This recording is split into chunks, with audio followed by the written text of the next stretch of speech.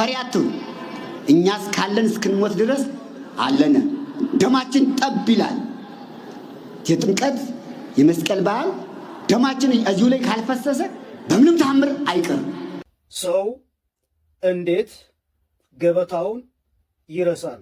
አይ ሰው ሞኙ አያሌው ሞኙ ሰው አማኙ ይላል ያገሬ ሰው። አሁን በሰማይ ያለውን ባንዲራ ማን ይጠቀልልናል ብለው ነው ይሄ አያስፈልግም የሚሉ አንዳንዶች ያልገባቸው።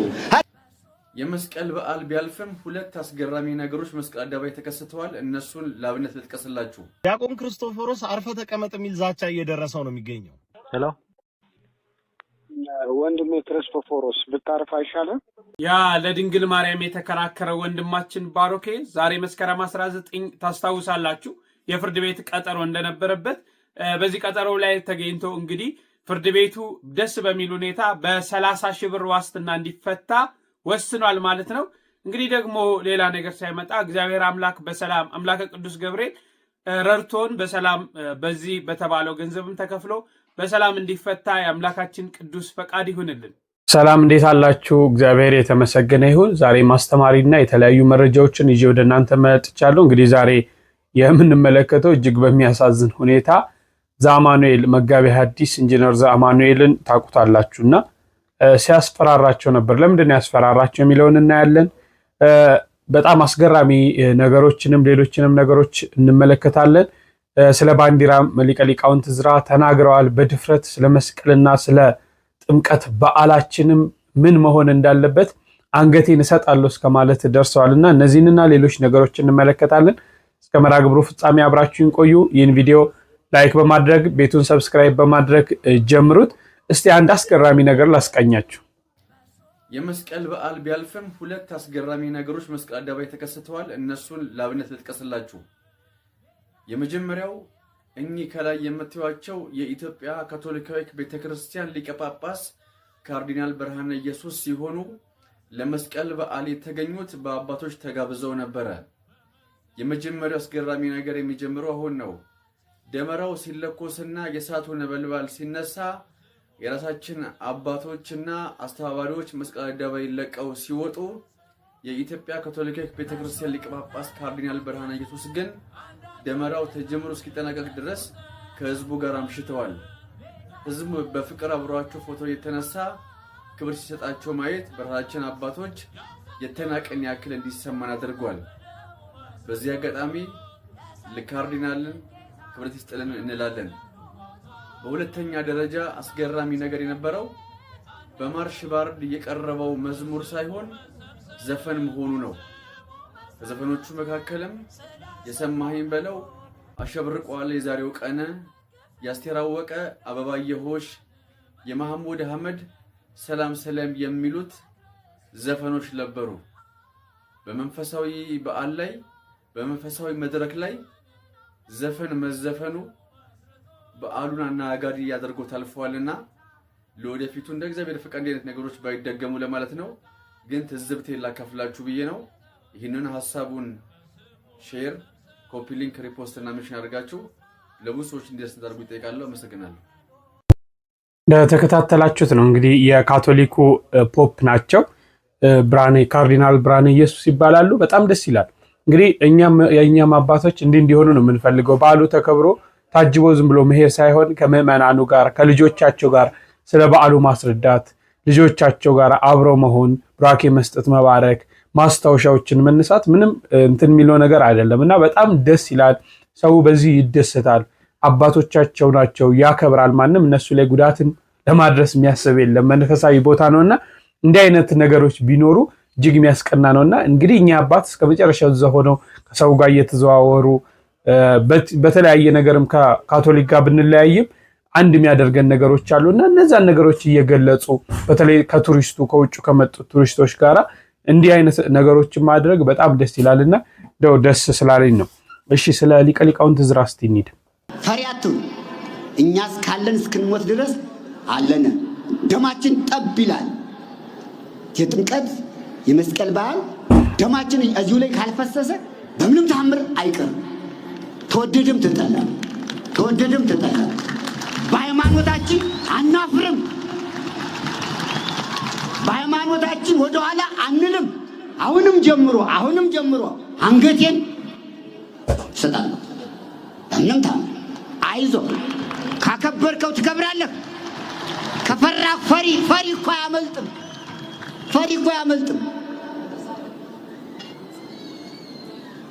ስለዚህ በዓሉ የሰላም በዓል ይሁንልን። የከበረ በዓል ነው። ትልቅ በዓል ነው። እግዚአብሔር ከሁላችን ጋር ይሁን። አይ ሰው ሞኙ አያሌው ሞኙ ሰው አማኙ ይላል ያገሬ ሰው። አሁን በሰማይ ያለውን ባንዲራ ማን ይጠቀልልናል ብለው ነው ይሄ አያስፈልግም የሚሉ አንዳንዶች ያልገባቸው። ከደመናው ላይ የሚቀረጸውን እስቲ ማን ነው የሚያወርደው? እዚህስ ሊያወርደው ይችላል። መሰላል ሊያወርደው ይችላል።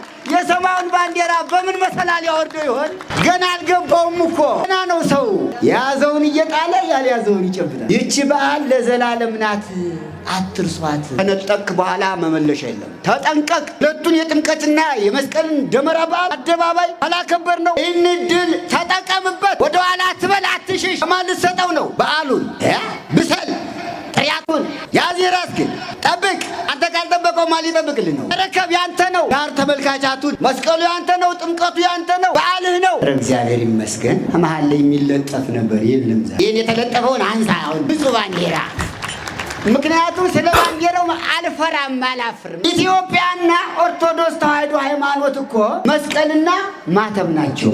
እሺ እንደተከታተላችሁት ነው። በእውነት እንደዚህ አይነት አባቶችን ስናይ፣ እንደዚህ አይነት አባቶች መኖራቸው ስናውቅ በጣም ደስ ይላል። እውነታን በአደባባይ የሚገልጡ ፍርሃት የሌለባቸው ምንም አይነት ማስመሰል የሌለባቸው አባቶች ሲኖሩ ደስ ይላል።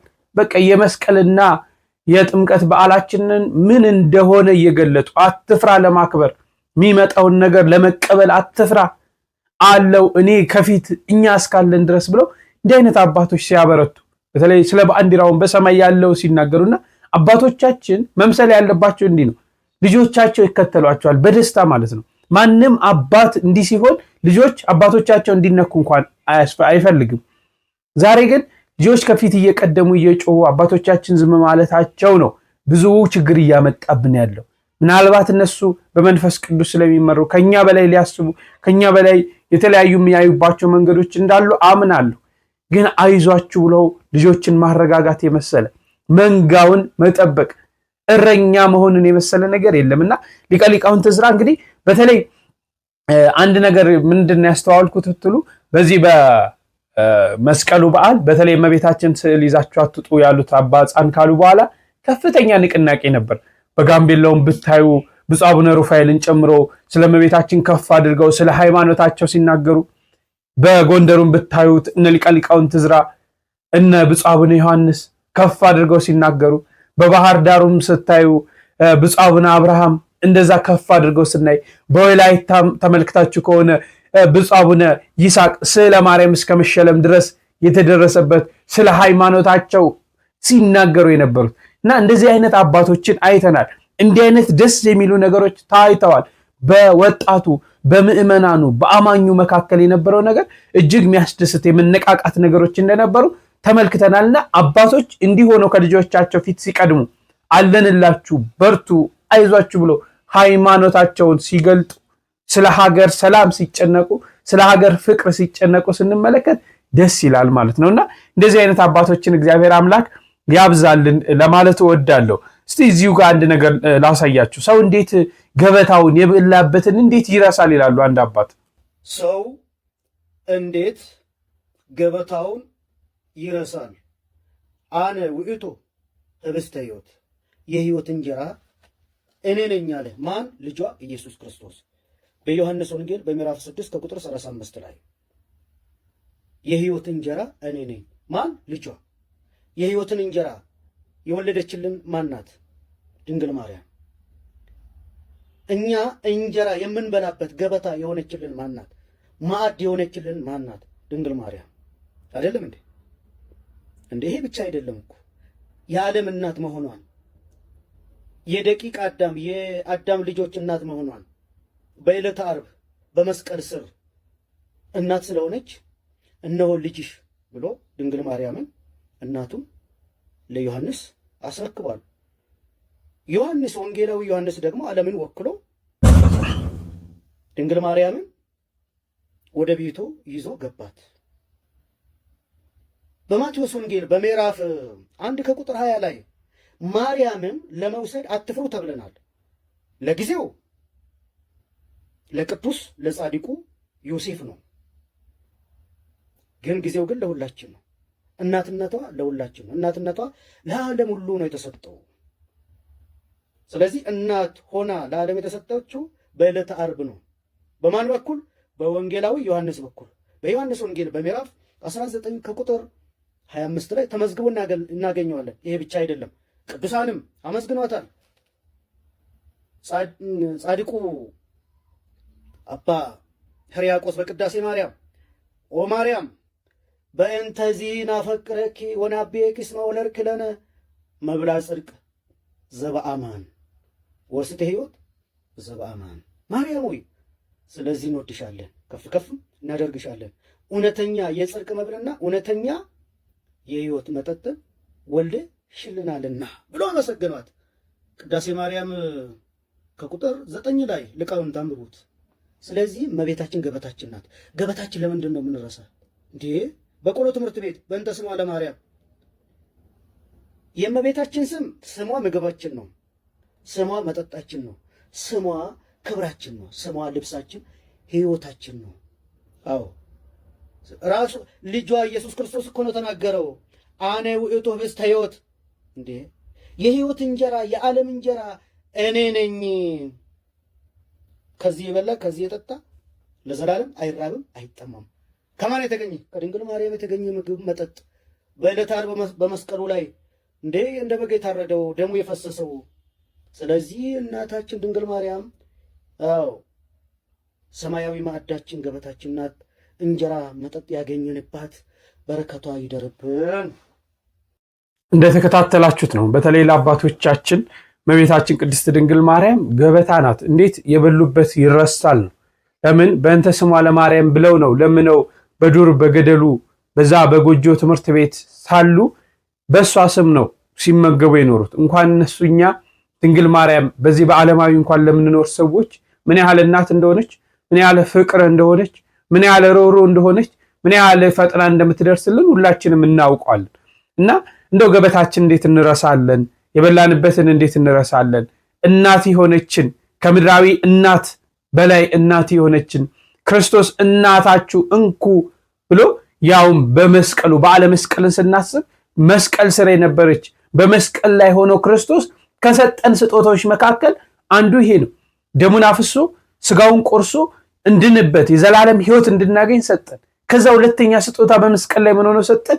ድንግል ማርያምን እናት አድርጎ ሰጠን ማለት ነው። እንቺ እናት ስትነካ ታዲያ እንዴት አናዝን? እንዴት አንበሳጭ? ያውም ዓለማዊ ሆነን ያውም በኃጢአት እየኖርን ያውም ቆሻሻ ሆነን ወላዲተ አምላክ እኮ ማንንም አልረሳችም።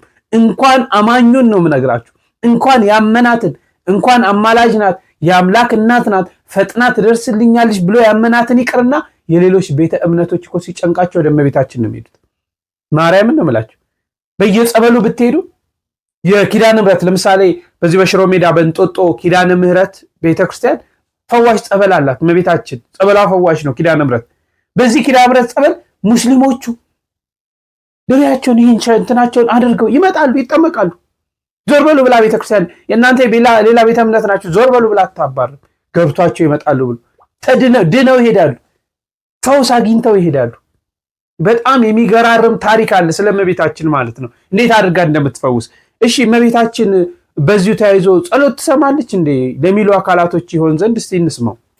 ቅድስት ድንግል ማርያም እባክሽ ችግሬን ፍችልኝ፣ ብሶቴን አቅልልኝ ብለህ ቀጥታ እሷ እንድትፈታልህ በቀጥታ በዳይሬክት ትእዛዝ እንደዛ ትጸልያለህ? ጸልዬ አውቃለሁ፣ ተፈቶልኝም ያውቃል። በጣም በርካታ ጊዜ ጸሎት ትሰማለች፣ ትመልሳለች በሚገባ። እኔ ያውም ሆና ለምሳሌ ሰው ናት አምላክ ናት። እመቤታችን ፍጹም ሰው ናት እንጂ አምላክ አይደለች።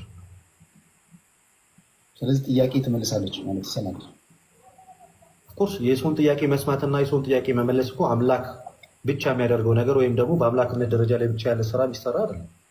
ግን መጽሐፍ ቅዱስ ላይ ተአምራትን ሲያደርጉ የምንመለከታቸው ሰዎች ሌሎችም ለምሳሌ እነ ጴጥሮስን እንመልከት። ሐዋርያት ሥራ ምዕራፍ 5 ላይ የሰዎች በልባቸው ውስጥ ያለውን ነገር አውቆ ምን እንዳስቀሩ ተረድቶ የሞት ፍርድ የፈረደባቸው ጴጥሮስ ነው። ሰዋን የዛን ሰዓት ላይ ጴጥሮስ አምላክ ሆኖ ነው አይደለም። በተሰጠው ኃይልና ስልጣን ማድረግ ያለበትን ነገር አድርጎ ነው። ለምሳሌ ለመጀመሪያ ጊዜ ሐዋርያትን የሾመው ክርስቶስ ነበር። ከነሱ ውስጥ አንዱ ሲጎል የሾሙት እነማን ናቸው? ሐዋርያት ራሳቸው አይደሉ? ተሰብስበው መንፈስ ቅዱስ መሪነት ያንን ስራ ያከናወኑት እነሱ ናቸው። ለምሳሌ በሐዋርያት እጅ ለምሳሌ ሰዎች መንፈስ ቅዱስን ይቀበሉ ነበር አይደለ?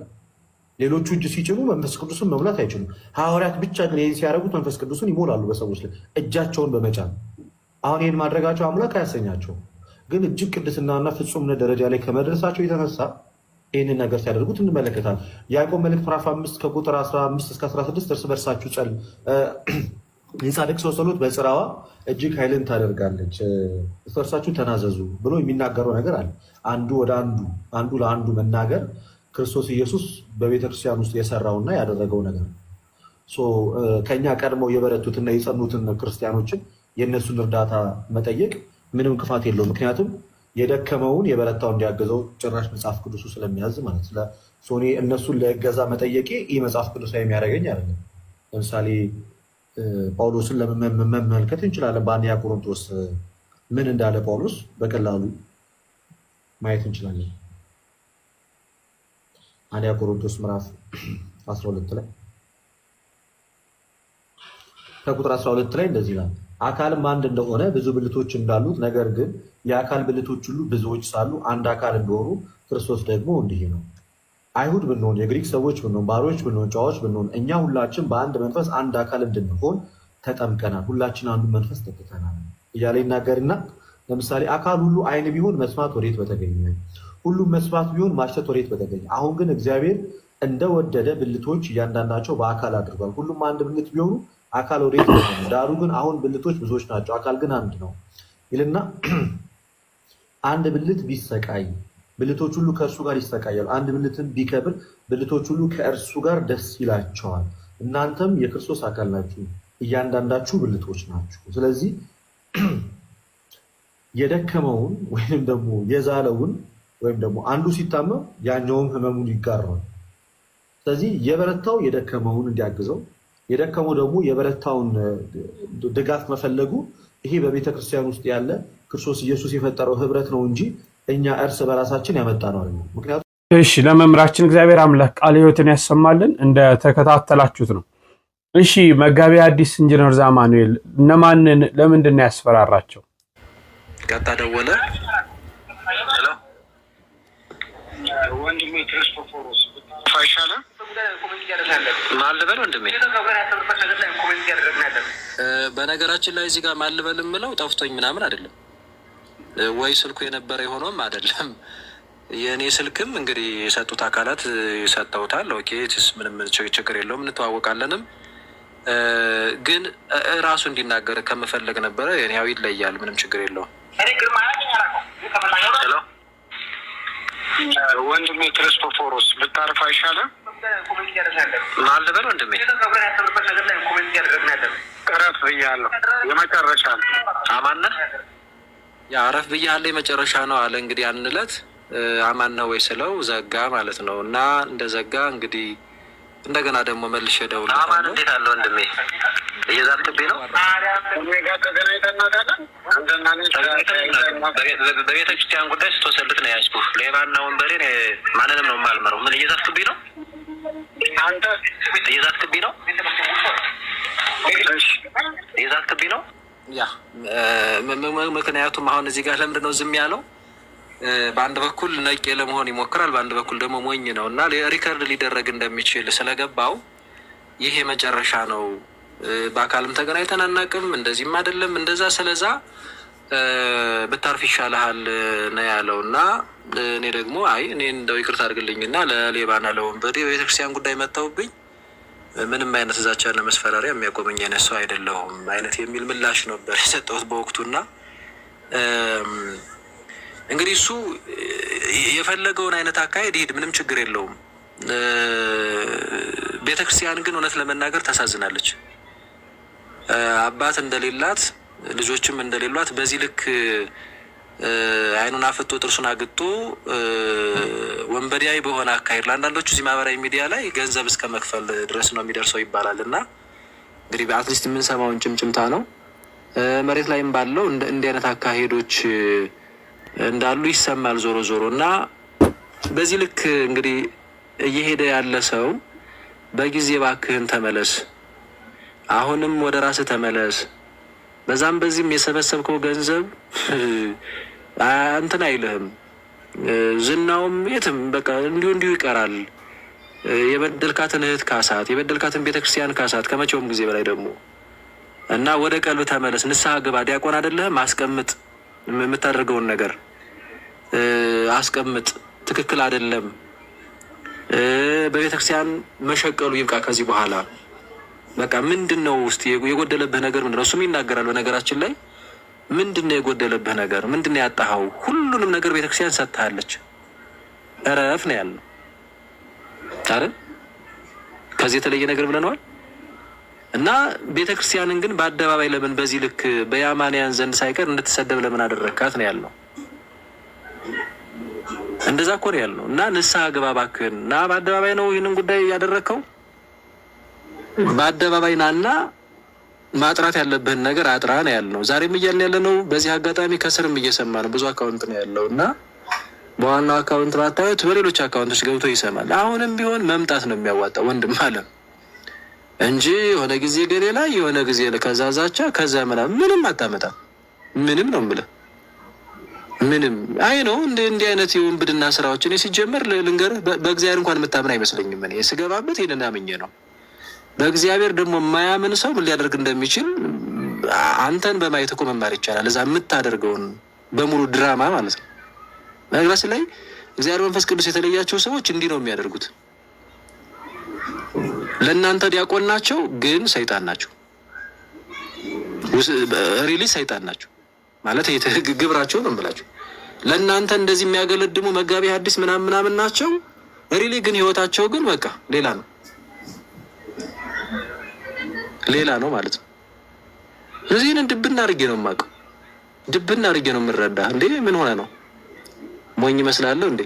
እና በዚህ ልክ ቤተክርስቲያን የተዳፈረ ሰው እኔንም አንዱን ግለሰብ ምን ይሄ እኮ ምን ሳላቅበት የገባውበት መንፈሳዊ ትግል የለም። እና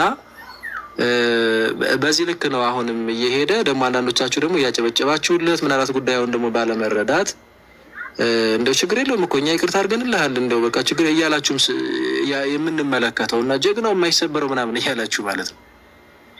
ቤተክርስቲያን ላይ ያላገጠ እስቲል አሁን እዚህ ጋር ፎቶ ላይ የምትመለከቱት ምናልባት በቅርብ ለመጣችሁ ይሄ አለባበስ ምን የሚሉት አለባበስ ነው? እንዲህ ያለ ካባ፣ እንዲህ ያለ ሻሽ፣ እንደውም ወረቆብም ሳይሆን አይቀርም እያሉኝ ነው ወንድመቶቼ። እኔ እንግዲህ ዝቅ አድርጌው ሻሽ አድርጌዋለሁ።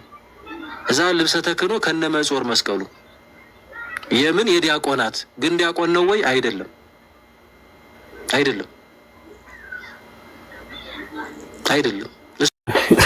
እንግዲህ በጣም የሚገርም ነው። ብዙም ምለው ነገር የለም።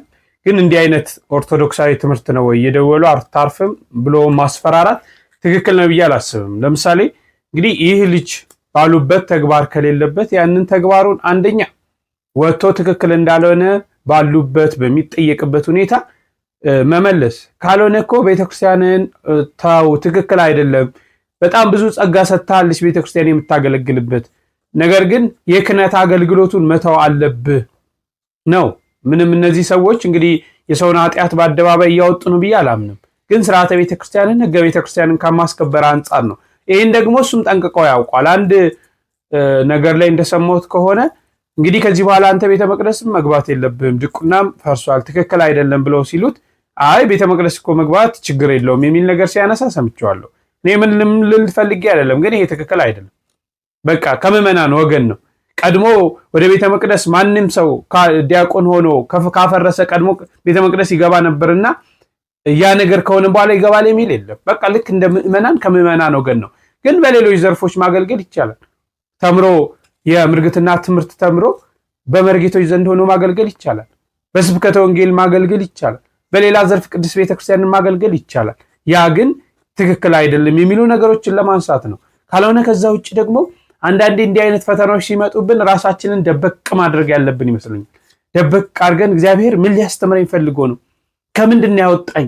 ከጥፋት እየመለሰኝ ነው ወይ አምላክ ብለን ራሳችንን ደበቅ አድርገን ከሱ ጋራ ምንነጋገርበት እንጂ በየአደባባዩ እኔ ንስሐ ገብቻለሁ ከአባቶች ተነጋግሬያለሁ የሚሉ ነገሮች ቤተክርስቲያን እንዲህ አይነት ትምህርት የለም። ዓለም እንዲያውቅልን ነው። አስሬ መቼስ ነው ንስሐ መግባት ማለት? ተናግሮ እንዲህ ጥፋት አጥፍቻለሁ ብሎ ለካህኑ ተናግሮ ዝም ማለት ነው እንዴ? ንስሐ እኮ መጸጸት ነው። ንስሐ እኮ መመለስ ነው። ንስሐ እኮ ዳግመኛ ያንን ኃጢአት ላለመስራት መወሰን ነው። ንስሐ እኮ ወደዛ ኃጢአት የሚያመሩ ነገሮች ካሉ መተው ነው። ንስሐ ማለት እኮ እየተገፋን እንኳን አሜን ብለን መቀበል እኮ ነው። ስለ ቤቱ ስለ ክርስቶስ ስንል ማለት ነው። ስለዚህ ይህንን ነገር ማድረግ ያስፈልጋል ብዬ አስባለሁ። እግዚአብሔር አምላክ ለወንድማችንም ልቦና ይስጠው፣ ለሁላችንም ልቦና ይስጠን ለማለት ፈልጋለሁ። ዛሬ እንግዲህ ቅዱስ ገብርኤል ነው። መስከረም 19 የቅዱስ ገብርኤል ወራዊ በዓል የሚታሰብበት ነው። ቅዱስ ገብርኤል ትንሽ እንስማ። ሁልጊዜ ቅዱስ ገብርኤል የምስራች ያሰማችሁ፣ የኢትዮጵያን መከራ በቃ ብሎ ሰላም ያሰማል። መልአከ ሰላም ነው ቅዱስ ገብርኤል። ለምኑትማ ብላክ ደስታ ያሰማችኋል። ደስታ ያሰማችሁ፣ ደስታ ያሰማን። አትፍሩ የሚል ፍርሃት የሚያረቅ መልአክ ነው። ዘካርያስ አትፍራ አለው። ሊቃውንት ሲተረጉሙ ለመልአክ ፍርሃት አርቆ መናገር ልማድ ነውና ይላል።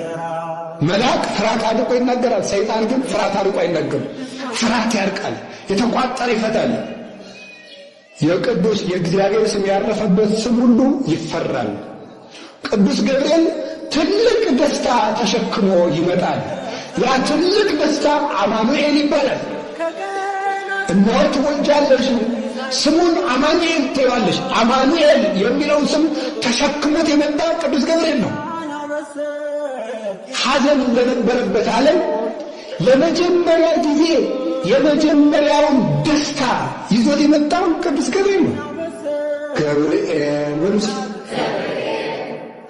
እዚህ ውስጥ ምን አለ? ምን አስተዋላችሁ? የሚል ስም አለ።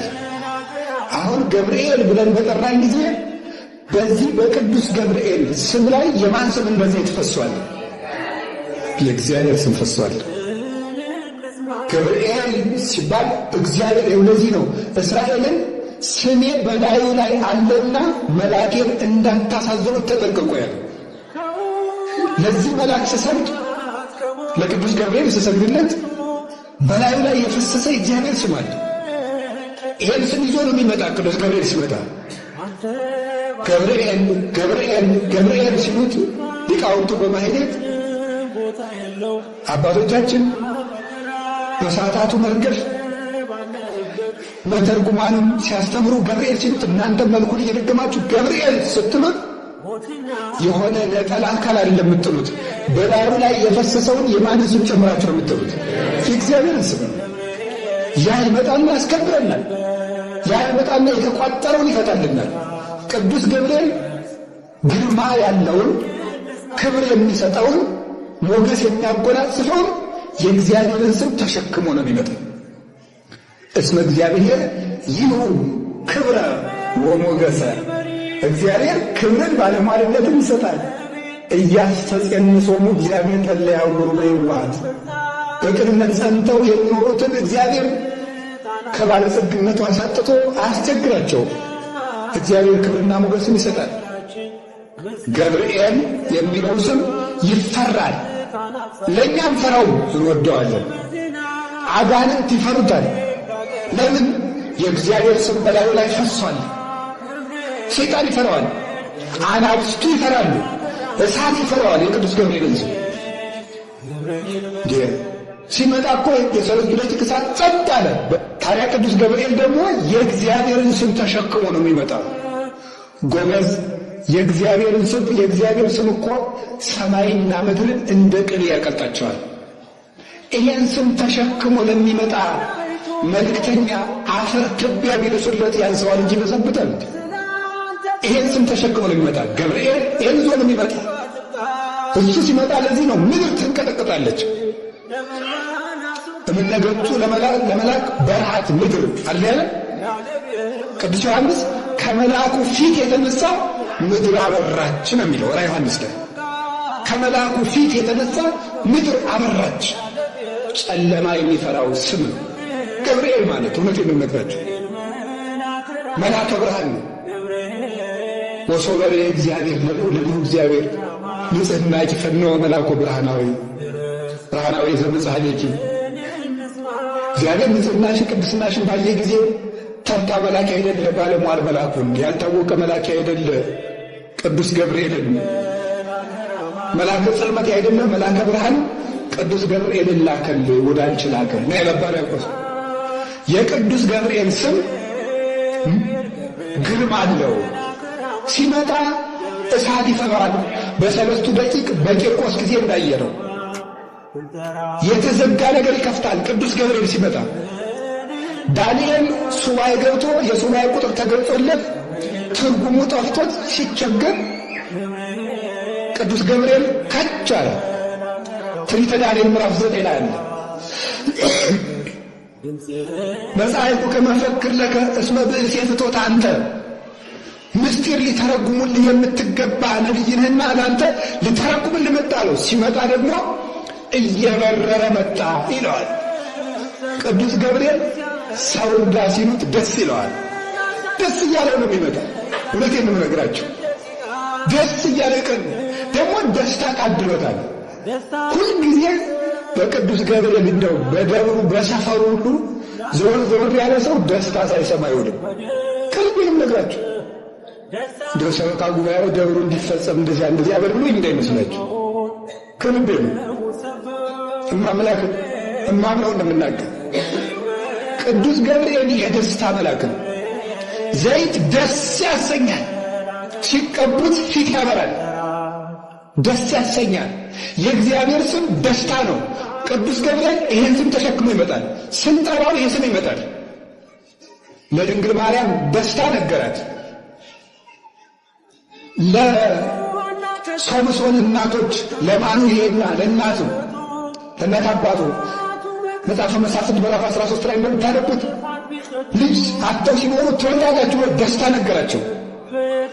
ልጃቸው ላዘነው ለዘካርያስ ደስታ ነገረው። በጨለማ ላሉት እረኞች ትልቁን ደስታ ነገራቸው። እትፍርሁ እስመናሁ እዜንወክሙ አብየ ዜና ዘይከውን ለክሙ ወለኩሉ ዓለም ለእናንተም ለዓለሙም ተድላ ደስታ የሚሆን ታላቅ ለአባታችን እግዚአብሔር አምላክ ቃለ ሕይወትን ያሰማልን። እኛም በሰማነው 30 60 100 ያማሩ ፍሬዎችን ለማፍራት የአምላካችን ቅዱስ ፈቃዱ ይሁንልን። አምላከ ቅዱስ ገብርኤል ሁላችንም ይርዳን። ቅዱስ ገብርኤል በምልጃው በአባትነት ፍቅሩ አይለየን። የልቦናችንን መሻት ከኃጢአት በስተቀር ይፈጽምልን።